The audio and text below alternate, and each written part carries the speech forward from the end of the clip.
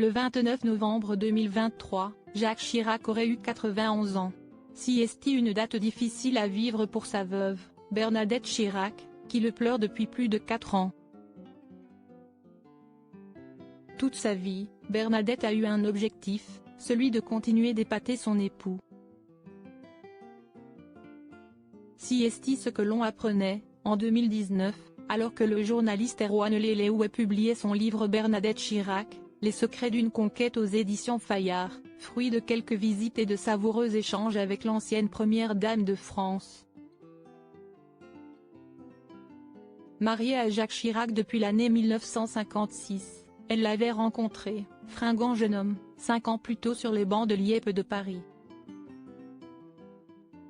Ils étaient tous deux étudiants en première année et assistaient aux mêmes conférences de méthode. Un coup du destin, ou presque. Bernadette Chirac a demandé de l'aide à Marie-Louise Chirac. Cette union a bien failli ne jamais se conclure.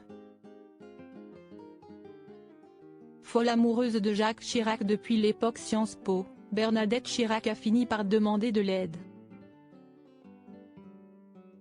à sa future belle-mère, Marie-Louise Chirac. Plutôt que de pencher sur elle, l'homme politique était, alors, parti pour les États-Unis et voulait se fiancer avec une jeune américaine. Bernadette se ligue alors avec sa future belle-mère pour faire revenir le jeune Jacques, apprenait-on dans le livre biographique d'Erwan Leleoué. Deuil difficile pour Bernadette Chirac. Elle l'aura aimé toute sa vie, pour le meilleur et pour le pire, malgré vent, marée et tromperie à gogo.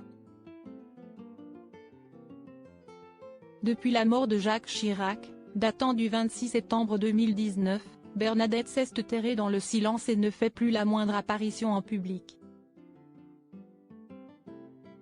Seule sa fille Claude donne de ses nouvelles de temps à autre.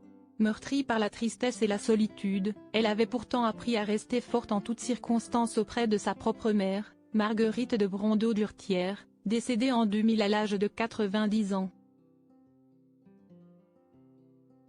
Décrite comme une femme très snob et très dure, celle-ci ne cessait de répéter cette phrase à sa fille, « Vous pleurerez un autre jour. »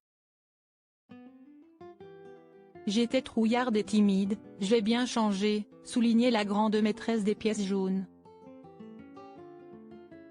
Je n'aurais pas survécu si ma mère n'avait pas été si dure comme ça avec moi.